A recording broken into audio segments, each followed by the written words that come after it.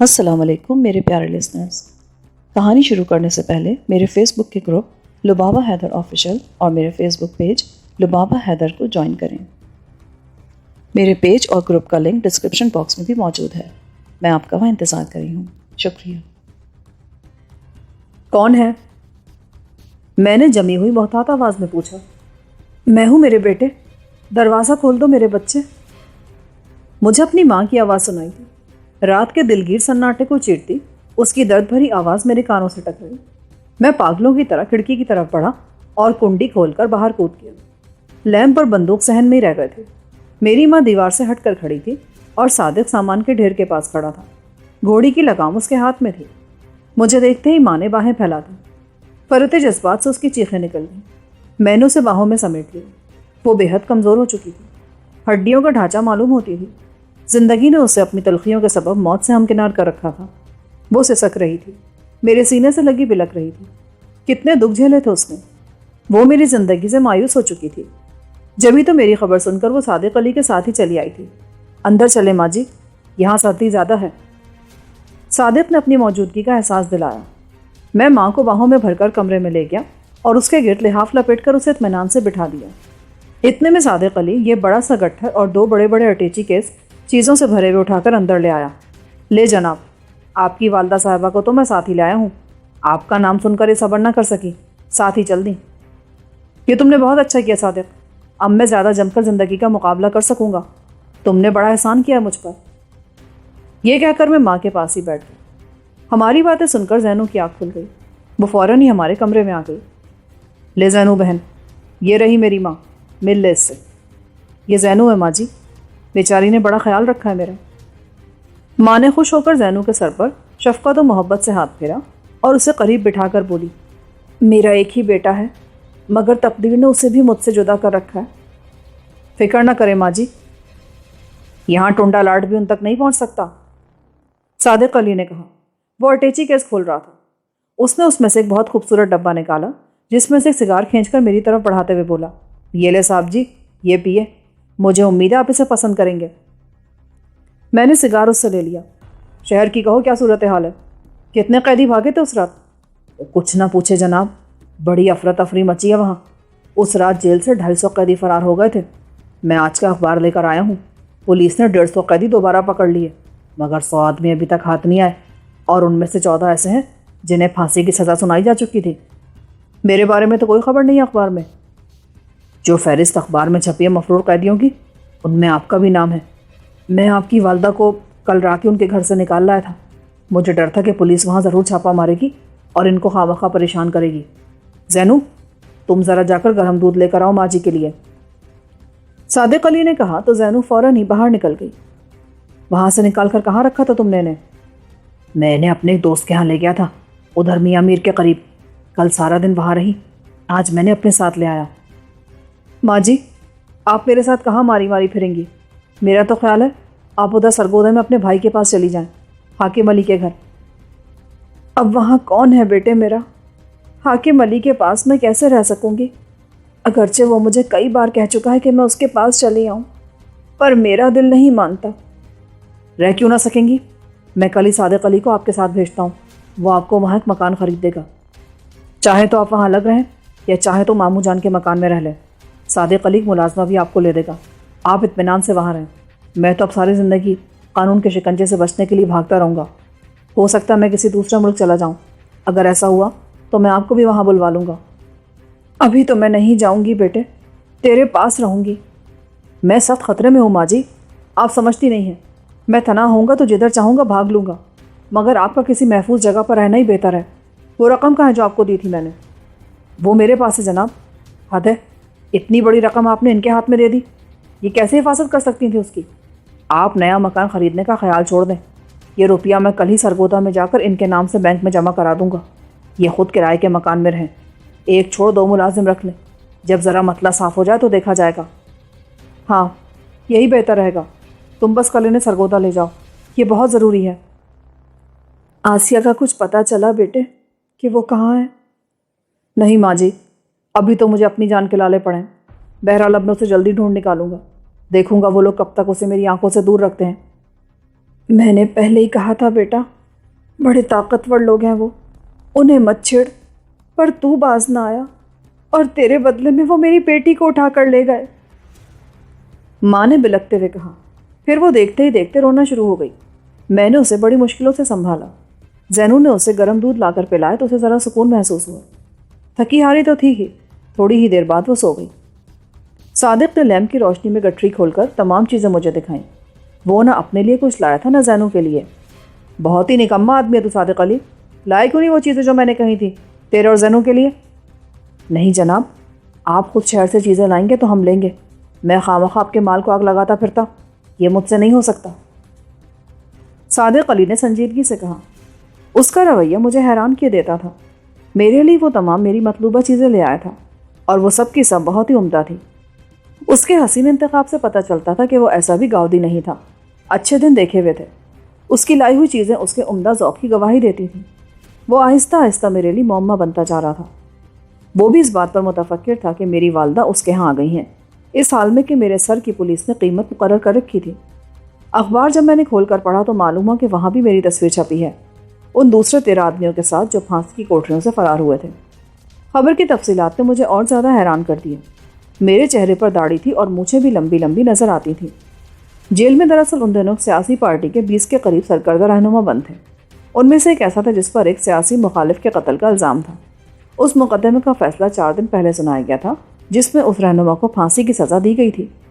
اس کے پر سیاسی پارٹی نے جیل میں ایک طے شدہ منصوبے کے تحت ہنگامہ کرایا، آگ لگوائی، قتل و غارت کا بازار وہاں گرم کیا اور ایسے آدمی جیل میں داخل کی جو پھانسی کی کوٹریوں کے تالے توڑ کر تمام مجرموں کو رہا کروا کر لے گئے۔ مطلب یہ تھا کہ اس رہنما کی جان کے صدقے میں ہم سب کی جانیں بھی بچ گئی تھیں، اور اب حکومت نے اعلان کر دیا تھا کہ جو کوئی ان مجرموں کو گرفتار کروانے میں مدد کرے گا یا ان کے بارے میں پولیس کو معلومات فراہم کرے گا، اسے حکومت 20,000 روپے انعام دے گی۔ ہر مجرم کی گرفتاری پر یہ انعام تھا، مگر اس رہنما کی گرفتاری کا انعام 50,000 تھا۔ جو کوئی بھی اسے پکڑ کر حکومت کے حوالے کرتا 50,000 روپیہ حاصل کر سکتا تھا، اور صادق علی کو میرے سر کی قیمت 20,000 روپے مل سکتی تھی، لیکن اس نے تھوکا تک نہیں تھا اس انعام پر۔ حالانکہ اسے کچھ بھی نہیں کرنا تھا، صرف اپنے گھر کا پتہ کسی تھانے دار کو بتا دینے کی ضرورت تھی۔ بڑے اطمینان سے وہ اتنی بڑی رقم لے سکتا تھا، مگر وہ لالچ کی اس سنگلاخ زمین پر سے سالم گزر آیا تھا اور بہت سبکسر ہو کر بیٹھا تھا میرے سامنے۔ بلا شبہ مجھ پر اس کا یہ بہت بڑا احسان تھا جسے میں کسی بھی طرح فراموش نہیں کر سکتا تھا۔ اس کا دوسرا رخ اتنا روشن تھا کہ میں اس رات تصور بھی نہیں کر سکتا تھا جس رات میں نے اسے بے بس و مجبور میت کی بے حرمتی کرتے دیکھا تھا۔ جب کبھی وہ میری آنکھوں میں اس رات کے منظر کو منعکس دیکھتا تھا تو لرز جاتا تھا۔ وہ مجھ سے بہت زیادہ خوفزدہ ہو چکا تھا اور میری خوشنودی حاصل کرنے کے لیے بڑی سے بڑی تکلیف اٹھانے پر کمر بستہ رہتا تھا۔ اس کی یہی خوبی مجھے اس کے قریب کرتی چلی گئی۔ صبح منہ اندھیرے میری آنکھ کھل گئی تو میں نے دیکھا کہ ماں اپنے بستر پر موجود نہیں تھی۔ میں اچھل کر بستر سے اتر گیا اور ننگے پاؤں دوسرے کمرے کی طرف لپکا۔ وہاں زینو بھی نہیں تھی۔ میرا تو کلیجہ دہل گیا۔ میں اسی حالت میں باورچی خانے کی طرف بھاگا۔ وہاں لالٹین جل رہی تھی۔ تیرا شکر ہے خدایا، زینو اور میری ماں دونوں قالین کی خوبصورت سی جا نماز پر بیٹھی نماز پڑھ رہی تھیں۔ ان دونوں کو خدا کے حضور یوں سجدہ ریز دیکھ کر میرا دل خوش ہو گیا۔ میں سمجھا کہ ابھی نہ تو انسان خدا کی رحمت سے نا امید ہوا ہے اور نہ ابھی خدا انسان کی نیک فطری سے مایوس ہوا ہے۔ ابھی دونوں طرف امید و خیر و برکت کے چراغ روشن ہیں۔ میں چپ چاپ وہاں سے لوٹ آیا اور خود بھی وضو کر کے خدا کے حضور سجدہ ریز ہو گیا۔ میری بے بسی مجھے یہی احساس دلاتی رہتی ہے کہ بندے کے سامنے اکڑ کر چلنے والے سرکش جیلانی جھک جا خدا کے سامنے، کیونکہ اس کے آگے تیری کوئی پیش نہیں چل سکتی۔ جب میں نے سلام پھیرا تو دیکھا کہ صادق علی جاگ چکا ہے۔ وہ سر اٹھا کر یہ ساری کارروائی دیکھ رہا تھا اور حیرت زدہ سا نظر آتا تھا۔ دعا مانگ کر میں پھر بستر میں گھس گیا تو وہ بولا، جناب آپ کے لیے میں گولڈ لیف کے سگریٹ بھی لایا تھا، کہیں تو حاضر کر دوں؟ لا یار، چکھا دے گولڈ لیف، دیکھے ابھی زندگی کیا رنگ دکھاتی ہے۔ صادق علی بولا، آپ تو سو گئے تھے پر میں نہ سو سکا۔ ماں جی کی بھی کچھ دیر بعد ہی آنکھ کھل گئی تھی۔ ان سے جو میری باتیں ہوئیں تو ان کے مطابق یہ طے پایا ہے کہ آج میں ماں جی کو سرگودا لے جا کر آپ کے ماموں کے یہاں ٹھہرا دوں گا، پھر ہم دونوں آپ کی ہمشیرہ کو تلاش کریں گے، اور جب وہ مل جائے گی تو پھر ہم پانچوں یہ ملک چھوڑ دیں گے۔ ہاں صادق علی، میرا بھی یہی خیال ہے، یہی تجویز بہتر رہے گی۔ تم ماں جی کو آج ہی لے جاؤ یہاں سے، میں بھی شاید 2-4 دن میں یہاں سے ٹل جاؤں، مجھے ایک جگہ جم کر نہیں بیٹھنا چاہیے۔ نہیں، ہم یہی رہیں گے جناب، اور آپ بھی، بس باہر نہ نکلے آپ، ہاتھ پیر کھولنے کے لیے آپ صبح شام ورزش کر لیا کریں. دیکھیں گے کیا کرنا چاہیے ہمیں. ابھی تو تم ماں جی کو لے جاؤ یہاں سے. اسی دن صادق علی گھوڑی پر بٹھا کر ماں جی کو شہر لے گیا. میں نے اسے کہہ دیا تھا کہ وہ گھوڑی راستے میں کسی کے پاس چھوڑ دے اور بس یا ٹیکسی میں بیٹھ کر شہر چلا جائے. 1.5 لاکھ روپیہ بھی میں نے ماں جی کے پاس ہی رہنے دیا تھا اور صادق علی کو میں نے سمجھا دیا تھا کہ وہ ان کے نام سے روپیہ بینک میں جمع کراتے. یہی بہتر تھا. ان کی طرف سے مجھے پوری طرح مطمئن ہونے کی ضرورت تھی کیونکہ مجھے نہیں معلوم تھا کہ زندگی مجھے کن کن ویرانوں میں لیے پھرے گی. میرا تو اب کوئی بھروسہ نہیں تھا. چاہتا تو وہ صادق علی ہی مجھے 20,000 روپے میں بیچ سکتا تھا. اگر وہ نہ چاہتا تو اور لاکھوں آنکھیں تھیں جو مجھے اس تصویر کے حوالے سے پہچان سکتی تھیں. مجھے تو کسی بھی قدم پر موت نرغے میں لے سکتی تھی. ایسے میں ماں جی کو کیوں خواہ اپنے ساتھ نڈھال کیے رکھتا. صادق علی گھر سے 6 دن باہر رہا. اس عرصے میں مجھ پر ایک اور قیامت گزر گئی. زینو بیچاری جی جان سے میری خدمت میں لگی رہتی تھی اور میں بہت خوش تھا کہ اس نے مجھے وہاں کسی قسم کی تکلیف نہ ہونے دی تھی. میرا بدن ایک ہی گردے پر چل رہا تھا. شاید یہی وجہ تھی کہ میں پہلے جیسا چاقو چوبند نہیں رہا تھا. طبیعت میں آلکسی بھر گئی تھی. میں سارا دن گھر پر پڑا رہتا تھا. صادق علی نے کچھ کتابیں ایک الماری میں بھر رکھی تھیں. ان سے دل بہلاتا رہتا تھا. وہ اچھے صاف ستھرے ذوق کی آئینہ دار کتابیں تھیں جن سے پتہ چلتا تھا کہ صادق علی خاصا پڑھا لکھا آدمی ہے. مگر وہ اس قذر مذلت میں کیوں کر گر گیا؟ کس نے اسے ذلت کے اس انتہائی مکروہ گڑھے میں گرا دیا؟ یہ بات میری سمجھ میں نہ آتی تھی. اس کی شخصیت کا تاریک پہلو کسی طور بھی روشنی میں نہ آتا تھا. بہت دنوں سے میں اس سوال پر سر کھپا رہا تھا مگر جب اس کا کوئی حل نہ ملا تو میں چپ رہا. اس دوران زینو کی ایک سہیلی نورا بیمار ہو گئی. وہ ساتھ کی گلی میں رہتی تھی. صادق علی کو اس روز گھر سے گئے 2 دن ہو چکے تھے. شام کو معلوم ہوا کہ زینو کی سہیلی کچھ زیادہ ہی بیمار ہے. گاؤں کا حکیم جواب دے گیا تھا. چوتھے روز ایک ڈاکٹر کو بلایا گیا والٹن سے. وہ بھی اپنی سے کوشش کر گیا مگر نورا کو کسی طرح آرام نہ آیا. اور جب صادق علی کو گھر سے گئے 5 دن ہو گئے تو 6 دن کی صبح کو مجھے معلوم ہوا کہ نورا مر گئی ہے. وہ گاؤں کے چودھری نیاز احمد کی بیٹی تھی. مجھے شدید افسوس ہوا. کسی کا یوں عین عالم شباب میں اس دنیا سے منہ موڑ جانا زندگی کے منہ پر ایک ہولناک تمانچے کی حیثیت رکھتا ہے. میرا دل اور زیادہ بجھ گیا. زینو پر اس کی موت کا اتنا گہرا صدمہ ہوا کہ وہ کئی گھنٹے کمرے میں بیٹھی مسلسل روتی رہی. ایک ہی تو سہیلی بنائی تھی اس نے کمال پور میں اور وہ بھی موت نے اس سے چھین لی. اسی دوپہر صادق علی واپس آ گیا. اس وقت میں صحن میں بیٹھا تھا. وہ بھی میرے قریب ہی بیٹھ گیا. اس کا چہرہ اترا ہوا تھا. لگتا تھا وہ بہت تھکا ہوا ہے. عجیب سی مردانی تاری تھی اس کے چہرے پر. مجھے اس نے بڑے ہی مختصر لفظوں میں بتایا کہ میری ماں کو وہ میرے ماموں حاکم ملک کے گھر پر چھوڑایا ہے. وہ لوگ اسے وہاں دیکھ کر بے حد خوش ہوئے تھے. پھر اس نے بینک کی رسیدیں بھی دکھائیں جن سے پتہ چلتا تھا کہ اس نے ماں کے نام سے اکاؤنٹ کھول کر سارا روپیہ بینک میں جمع کرا دیا تھا. اور اب ماں جی کی طبیعت بڑی حد تک بہل گئی تھی. ماموں اس کی بہت ڈھارس بنداتے تھے. اس کی باتیں سن کر میں بے فکر ہو گیا. کچھ ہی دیر صادق علی میرے پاس بیٹھا اور پھر اپنے کمرے میں جا گھسا. اور کتنی ہی دیر تک وہ وہاں دروازہ بند کر کے اندر بیٹھا رہا. میں سمجھا کہ وہ لباس تبدیل کر رہا ہے مگر جب کچھ زیادہ ہی دیر ہو گئی اور وہ باہر نہ آیا تو میں گھبرا کر اس کے کمرے کی طرف لپکا. دروازہ اندر سے بند دیکھ کر میں نے دستک دی تو دوسرے کمرے کے دروازے سے زینو تیزی سے باہر آئی. جیلانی بھائی دیکھیں تو ماسٹر صاحب کو کیا ہو گیا؟ اس کا رنگ ہلدی ہو رہا تھا. میں بھاگ کر دوسرے دروازے کی راہ سے اس کے کمرے میں پہنچا تو یہ دیکھ کر حیران رہ گیا کہ صادق علی کی آنکھیں چڑھی ہوئی تھیں. منہ سے جھاگ چھوٹ رہے تھے اور دونوں ہاتھ ٹیڑھے ہو چکے تھے. اس کے حلق سے بھی عجیب عجیب آوازیں نکل رہی تھیں. یہ کیا ہو گیا اسے؟ پتہ نہیں چلتا بھائی صاحب. کبھی کبھی ان پر بڑا سخت دورہ پڑتا ہے اور ہر بار ان کی ایسی حالت ہو جاتی ہے. وہ بہت خوفزدہ لگ رہی تھی. پھر آرام کس طرح آتا ہے؟ کوئی دوا وغیرہ تو دیتے ہوگے تم لوگ؟ اوہ ہاں یاد آیا, ٹیکے رکھے گھر میں. وہ جو تھانے دار صاحب ہے نا وہ لا کر دے گئے تھے. وہ ٹیکا لگانے سے نیند آ جاتی ہے اور پھر آپ ہی آپ کے ٹھیک بھی ہو جاتے ہیں. یہ کہہ کر وہ دوسرے کمرے کی طرف بھاگی اور ایک الماری کا تالا کھول کر وہاں سے ایک ڈبہ نکال لی. میں نے اسے کھول کر دیکھا تو اس میں چھوٹے چھوٹے 9 ٹیکے رکھے تھے. وہاں سرنج بھی تھی اور سوئیاں بھی. ایک شیشی میں اسپرٹ بھی دھری تھی. گویا اس ٹیکے کا سارا انتظام وہاں موجود تھا اور زینو جانتی تھی کہ اسے کیا کرنا ہے. اس نے فوراً ایک برتن میں سرنج اور سوئیاں گرم کی. پھر وہ سب کچھ لا کر اس نے میرے سامنے رکھ دیا. آپ ٹیکا لگا لیں گے؟ کوشش کرتا ہوں. نہیں, تھانے دار صاحب نے مجھے سکھا دیا تھا یہ کام. مجھے گھبراہٹ میں یاد ہی نہیں رہا کہ مجھے کیا کرنا ہے. میں خود ہی ٹیکا لگا لوں گی. یہ کہہ کر اس نے جوں تو کر کے ٹیکا بھرا اور پھر اس نے مجھے کہا کہ میں صادق علی کی نس ابھار دوں. یہ کچھ زیادہ مشکل کام نہیں تھا. جو ہی میں نے اس کا بازو دبایا نس ابھر آئی اور اس میں زینو نے اطمینان سے ٹیکا لگا دیا. نتیجہ یہ نکلا کہ صادق علی فوراً ہی پرسکون ہو گیا. وہ جو اس کے گلے سے اس کتے جیسی آواز نکلتی تھی جس کے گلے میں ہڈی پھنسی ہو وہ بند ہو گئی. اس کی آنکھیں آپ ہی آپ بند گئیں. میں نے اس کے بوٹ اتار کر پھر کوٹ بھی اتار دیا. وہ بالکل بے سود پڑا تھا. زینو نے اس پر لحاف ڈال دیا. اب انہیں سونے دے، جب اٹھیں گے نا تو آپ ہی آپ ٹھیک نظر آئیں گے. یہی علاج ہے ان کا. میرا پلنگ اس سے زیادہ دور نہیں تھا. مجھے اس پر غصہ آ رہا تھا. میں نے دل میں کہا، بدبخت، تو اتنے اہم سفر سے واپس آیا ہے. لانتی آدمی، مجھے ذرا تفصیل تو بتا کہ میری ماں کے سال میں ہے، وہ وہاں مطمئن بھی ہے کہ نہیں؟ اس نے مستقبل کے بارے میں کیا سوچا ہے؟ 6 دن بعد تو نے اپنا بوتھان دکھایا ہے، برس زدہ منحوس شیطان ملون کے شبیہ جیسا چہرہ. تو مجھے یہ بتا کہ تو کر کے کیا آیا؟ مگر نہیں صاحب، آتے ہی زہر خوردہ کتے کی طرح منہ کھول کر بے سود ہو گیا تو. وہ تو اچھا ہوا کہ زینو اس کی دوا جانتی تھی، ورنہ میرا تو خیال تھا کہ وہ اس کی زندگی کا آخری دن ہوتا. اس رات زینو نے جوں تو کر کے مجھے کھانا پکا کر دیا تو صحیح، مگر اس طرح کہ اس کے چولہے کا دھواں گھر کی چمنی سے باہر نہ نکلا، کیونکہ اس کی سہیلی اس دن دنیا سے رخصت ہو گئی تھی. جنازہ شام ڈھلتے ہی اٹھ گیا، اور اس کے ساتھ جو وہاں چیخو پکار اٹھی اس کی کاٹ کا تو اندازہ کیا ہی نہیں جا سکتا. لگتا تھا کہ سارا جہاں سوگوار ہے. گاؤں کی فضا میں ایسا اندھو رچ گیا نا کہ زندگی سینے پر بوجھ محسوس ہوتی تھی. زینو کا حال اور زیادہ قابل رحم تھا. مجھے رات گئے تک نیند نہ آئی. میں نورا کے جنازے میں بھی نہ جا سکا. مجھے جانا بھی نہیں چاہیے تھا. اپنا چہرہ تو ان دنوں میں آئینے سے بھی چھپائے پھرتا تھا، اسی لیے گھر میں بیٹھا رہا.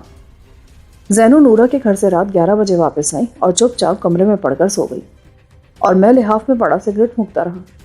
پھر جب میں سویا تو یہ اندازہ ہی نہ رہا کہ رات کتنی بیت چکی ہے. پھر اچانک کسی نے مجھے جھنجھوڑ ڈالا. بھائی صاحب، بھائی صاحب. یہ زینو کی آواز تھی. کیا بات ہے زینو؟ خیر تو ہے نا؟ کیا ہوا تجھے؟ وہ ماسٹر صاحب باہر چلے گئے، پاگل ہو گئے وہ. میں انہیں بہت روکتی رہی مگر انہوں نے مجھے مار پیٹ کے واپس بھیج دیا. وہ اپنا بیلچہ بھی ساتھ لے کر گئے. بیلچہ بھی ساتھ لے کے گئے؟ بخت. میرا دماغ پھٹنے لگا. کتنی دیر سے گئے ہوئے؟ کوئی 1 گھنٹہ ہو گیا ہوگا. 1 گھنٹہ؟ تم نے مجھے فوراً کیوں نہیں بتایا؟ میں ڈرتی تھی کہ آپ کی نیند خراب ہوگی، مگر اب ڈرتی ہوں کہ کہیں وہ نہر میں نہ جا گرے. راجوا بھی بھرا ہوتا ہے آج کل.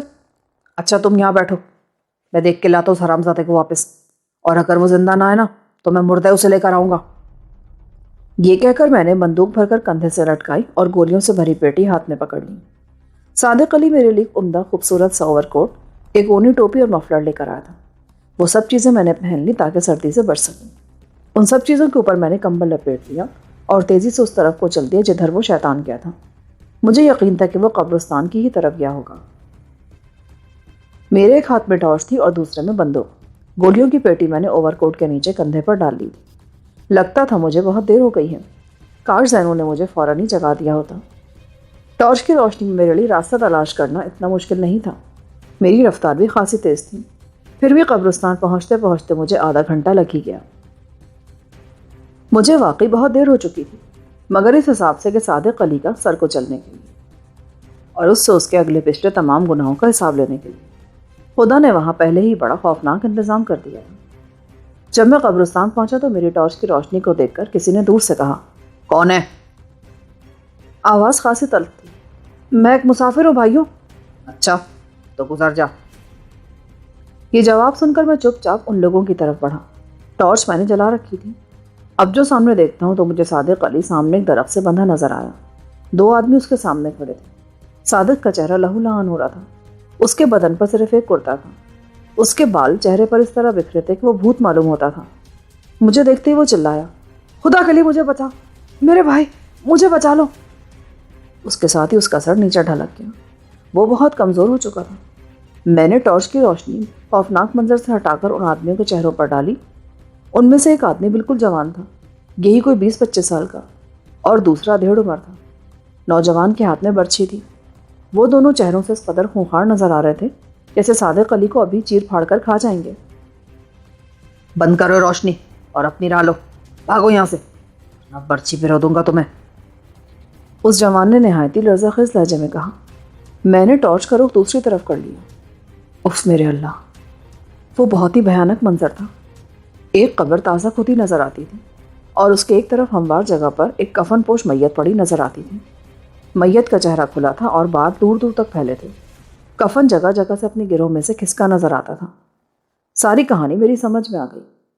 اچانک کسی نے پیچھے سے آ کر میرے بائیں ہاتھ پر کچھ اس طرح زبردست انداز میں لاٹھی ماری کہ بندوق میرے ہاتھ سے چھوٹ کر دور جا گری۔ میں دشمن کے دوسرے وار کا اندازہ کر کے ایک دم اچھلا اور دائیں طرف ہٹ گیا۔ حملہ ور کی لاٹھی زمین پر لگی تو اس کے ساتھ ہی میں نے آگے جھک کر وہ لاٹھی ایک جھٹکے سے اس کے ہاتھ سے چھین لی۔ اس عرصے میں دوسرے آدمی نے بھاگ کر مجھ سے ذرا فاصلے پر پڑی میری بندوق اٹھا لی۔ وہ اسلحہ شناس آدمی نظر آیا۔ اس نے بڑی مہارت سے بندوق کھول کر دیکھا کہ اس میں گولی ہے یا نہیں۔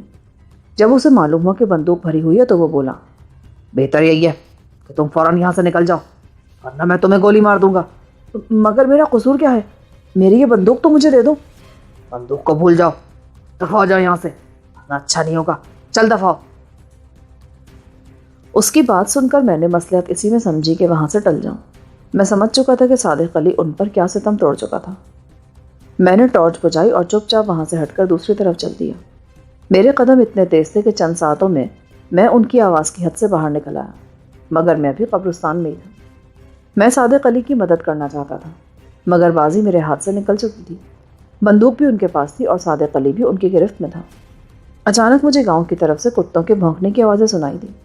میں ٹھٹک گیا اور دوسری طرف چل دیا کہ میں چکر کاٹ کر ان لوگوں کے پاس پہنچوں جس جگہ وہ دونوں آدمی کھڑے تھے۔ ان سے کوئی 10 فٹ دور ایک باڑ تھی سرکنڈے کی۔ میں قبرستان کی دوسری طرف سے نکل کر آہستہ آہستہ وہاں جا پہنچا۔ کتوں کی آوازیں اب قریب آتی جا رہی تھیں۔ میں بڑے غور سے ان لوگوں کو دیکھ رہا تھا، مگر وہاں اندھیرا اتنا تھا کہ مجھے صحیح صورتحال نظر نہیں آتی تھی۔ وہ چودھری جی، گولی مار دے سے، اس شیطان کا اس کے سوا اور کوئی علاج نہیں۔ نہ منیرے، گولی سے یہ مرا تو کیا مرا، دیکھ تو وہ کریم آیا کہ نہیں۔ تو کیا کریں گے آپ؟ کتے چھوڑیں گے اس پر چودھری جی؟ ہاں، میں اسے بار بار موت کے گھاٹ اتاروں گا تو بھی میرا بدلہ نہیں چکتا منیرے۔ اس ویرانے میں پڑی میری بیٹی نورا کو اس حرامزادے نے ذلیل کیا، میں اسے ترسا ترسا کر ماروں گا۔ اس کی آواز ایسی تھی جیسے کسی غم سے مس ہو کر نکل رہی ہو۔ اس کا لہجہ بہت بھیگا ہوا تھا۔ ایک تو جوان بیٹی کی موت نے اسے نڈھال کر رکھا تھا، اس پر اس کی ذلت دیکھ کر اس کا کلیجہ پھٹا جاتا تھا۔ بلا شبہ صادق علی بدترین سزا کا مستحق تھا۔ کتوں کی آواز اب اور بھی زیادہ قریب آ گئی تھی۔ وہ آدمی جو انہیں ساتھ ساتھ لیے پھرتا تھا لالٹین اٹھائے ہوئے تھا۔ وہ دونوں بہت خوخار کتے تھے اور ان چودھریوں نے خاص طور پر اپنی بڑی حویلی کے پہرے کے لیے پالے ہوئے تھے۔ صادق علی چیخنے لگا، مجھے معاف کر دو چودھری جی، خدا رسول کا واسطہ ہے، مجھے معاف کر دو۔ صادق علی کے تمام حواس بیدار ہو گئے تھے۔ اگر اس پر ٹیکے کا اثر تھا یا بیماری کا دورہ تھا تو اب وہ اس سے گزر گیا تھا۔ اب وہ پوری طرح ہوش میں تھا اور اچھی طرح سمجھ رہا تھا کہ اس کا انجام کس قدر ہولناک ہوگا۔ وہ درخت سے یوں بندھا تھا کہ اس کا کوئی ہاتھ بھی آزاد نہیں تھا، اور میری سمجھ میں نہیں آتا تھا کہ میں کیا کروں۔ بندوق میرے ہاتھ سے نکل چکی تھی اور صادق علی کے جرائم ایسے تھے کہ اس کی دعا بھی بے اثر ہو چکی تھی۔ کریم ان کے قریب پہنچا تو چودھری نے انہیں عجیب سے انداز سے اشکارا۔ کتے ایک دم خوفناک انداز سے بھونکے۔ لالٹین کی روشنی میں مجھے صادق علی کا فخ ہوتا چہرہ اور زیادہ بیرون ہوتا نظر آیا۔ میرا سارا بدن پسینے سے بھیگ گیا۔ چودھری کے چہرے پر ایسا لرزہ خیز عزم ابھر آیا تھا کہ بس۔ اور پھر اچانک قبر سے باہر پڑی اپنی بیٹی کی میت پر اس کی نظر جا پڑی۔ اس کی آنکھیں ڈبڈبا گئیں۔ میری نورا کو تو پرے بٹھا دو پہلے، اس ابلیس کی نظر سے بچا لو اسے۔ اس کی یہ بات سن کر کریم نے کتوں کو کھینچ کر ایک درخت سے باندھا اور پھر ان تینوں نے مل کر نورا کو قبر میں اتار دیا۔ چند ہی منٹ بعد وہ تختے جوڑ کر قبر کو پہلے کی طرح تیار کر چکے تھے۔ چھوڑ دے گاچی اور بل کو اس بدبخت پر۔ چودھری نے لالٹین اونچی کر کے صادق علی کے منہ پر تھوک دیا۔ اس کی بات سنتے کریم نے وہ خوخار کتے کھول دیے۔ چودھری نے صادق علی کے بالوں کا گچھا کھینچ کر توڑا، ساتھ ہی کچھ جلد بھی کھینچی چلی آئی۔ وہ بال اس نے گاچی اور بل کو سنگھایا۔ پھر چودھری نے بل اور گاچی کی گردن تھپتھپائی تو وہ دونوں کتے چیتوں کی طرح اچھل کر صادق علی پر پل پڑے۔ پہلے ہی حلے میں گاچی نے بڑی پھرتی سے صادق علی کی گردن پر منہ مار کر اس کا نرخرا توڑ دیا۔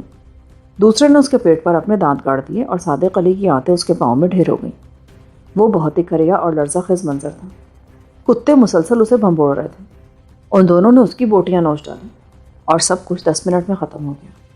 وہاں صادق علی کے بجائے کٹا پھٹا ڈھانچہ ہی باقی رہ گیا تھا اور میں باڑ کے ساتھ لگا بس دیکھتا ہی رہ گیا۔ ایک لفظ بھی میرے منہ سے نہ نکل سکا۔ بلا شبہ وہ آدمیوں کی بدترین قسم کی نمائندگی کرتا تھا۔ صادق علی کے لیے خدا نے بدترین سزا تجویز کر دی تھی، ایسی سزا جس کا کبھی اب بھی مجھے خیال آتا ہے تو میرے رونگٹے کھڑے ہو جاتے ہیں۔ صادق علی کی روح تو اس کی قد سنسری سے کتوں کے پہلے ہی حملے میں پرواز کر گئی تھی۔ باقی سارا تماشا وہ اس کی لاش سے کرتے رہے۔ ان کی وہ ترنگ میں ڈوبی ہوئی بخ بخ میرے لیے ایک نیا تجربہ تھی۔ قبرستان میں ادھر ادھر چاروں طرف ہو کا عالم طاری تھا۔ لالٹین کی اس روشنی کے دائرے میں وہ وحشیانہ کھیل چند منٹ جاری رہا۔ اس کے بعد کریم نے کتوں کو للکارا۔ وہ فوراً پلٹ گئے۔ کریم نے انہیں زنجیروں میں باندھا تو منیرے نے صادق علی کے پیچھے جا کر اس کے جسم کے گرد بندھا رستہ کھول دیا۔ وہ اس کی کٹی پھٹی ٹوٹی پھوٹی لاش دھڑام سے نیچے جان گری۔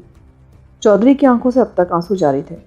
گلے میں پڑی پگڑی سے اس نے اپنی آنکھیں پوچھی اور پھر نورا کی قبر پر جھک کر اس نے ڈھیری کو بوسہ دیا، جس کے نیچے اس کی مظلوم و بے بس بیٹی ہمیشہ کے لیے دب کر رہ گئی تھی۔ پھر وہ لڑکھڑاتا ہوا اٹھا۔ منیرے نے اسے سنبھالا اور وہ تینوں وہاں سے چپ چاپ چل دیے۔ مجھے یقین ہے صادق علی کی اس اندھوناک موت کا انہیں بھی گہرا دکھ تھا۔ ڈھارس ان کی اگر بنتی تھی تو شاید یہ سوچ کر کہ انہوں نے دنیا کے بدترین آدمی سے تھوڑا سا انصاف کر دیا تھا۔ میں بھی ان سے کچھ فاصلہ رکھ کر گاؤں کی طرف چلتی ہے۔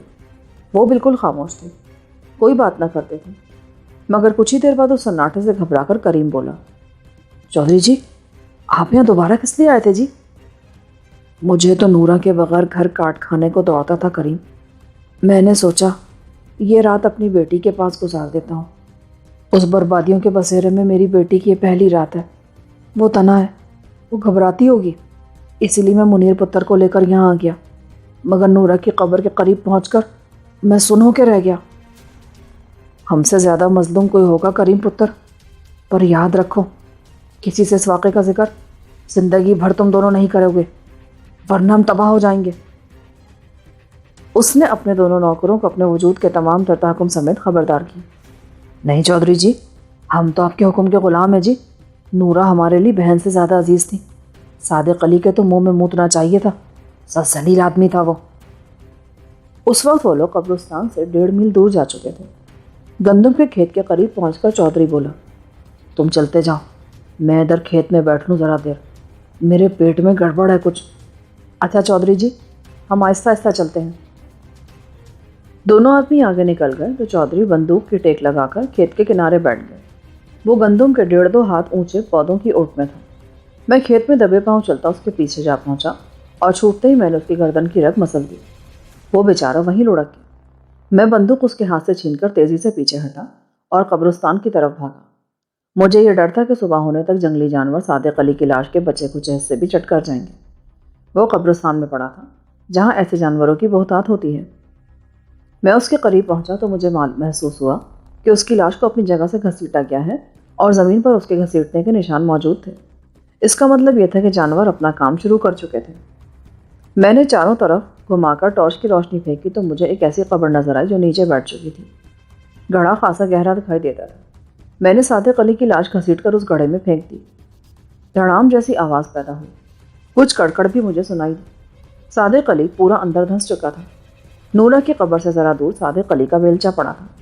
میں نے وہ اٹھایا اور تیزی سے اس گڑھے میں مٹی ڈالنے لگا جس میں صادق علی کو میں نے پھینکا تھا۔ قبرستان کی مٹی ویسے ہی خاک دھول جیسی نرم ہو چکی ہوتی ہے۔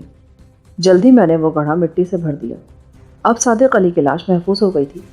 جنگلی جانور اب اس تک نہیں پہنچ سکتے تھے۔ اس کام سے فارغ ہو کر میں تیز تیز قدم اٹھاتا گاؤں کی طرف چل دیا۔ میرے دل میں عجیب سی اذیت کا احساس ابھر رہا تھا۔ صادق علی اپنی جگہ جو کچھ بھی تھا قابل نفرت تھا، مگر میرے لیے وہ بہت اچھا تھا۔ مجھے اس نے اس گھڑی اپنے گھر میں پناہ دی جب آسمان بھی میری پردہ پوشی نہیں کرتا تھا اور موت ہر طرف میرے تعاقب میں پھر رہی تھی۔ اگرچہ میں اس وقت بھی قانون کے لمبے ہاتھوں سے دور نہیں تھا اور مجھے یہی دھڑکا لگا رہتا تھا کہ کسی بھی لمحے وہ لوگ مجھے پکڑ لیں گے، پھر بھی صادق علی کی وجہ سے میں ذہنی طور پر بہت پرسکون تھا۔ اس نے بالکل بھائیوں جیسا سلوک کیا تھا مجھ سے، اور میرا یہ حال تھا کہ میں نے اپنے سامنے اسے بدترین موت سے ہمکنار ہونے دیا۔ اس کو بچانے کے لیے میں ایک انگلی بھی نہ اٹھا سکا تھا۔ حالات جو کچھ بھی تھے وہ میرے سامنے تھے، پھر بھی میں صادق علی کے لیے کچھ نہ کر سکنے پر بہت شرمندہ تھا۔ میرا دل مجھے برابر ملامت کیے جاتا تھا اور میں سوچ سوچ کر پاگل ہوا جاتا تھا کہ زینو کو صادق علی کے بارے میں کیا جواب دوں گا۔ میں نے گاؤں میں کسی قسم کی سنسنی خیزی کو روکنے کے لیے صادق علی کی لاش قبر میں دفن کر دی تھی۔ میں نہیں چاہتا تھا کہ اس کے حوالے سے پولیس کا کوئی آدمی زینو کے گھر میں قدم رکھے۔ اگر ایسا ہوتا تو پھر میرا بچنا کسی طور بھی ممکن نہ ہوتا۔ اس کی لاش کو مٹی تلے دبا کر میں نے چودھری کو بھی قتل کے الزام سے بچا لیا تھا۔ صادق علی کی لاش وہاں سے غائب کر کے میں نے بہت سے مسائل کو حل کر لیا تھا۔ مگر میں زینو کو کیا جواب دوں گا؟ یہی بات میری سمجھ میں نہیں آتی تھی۔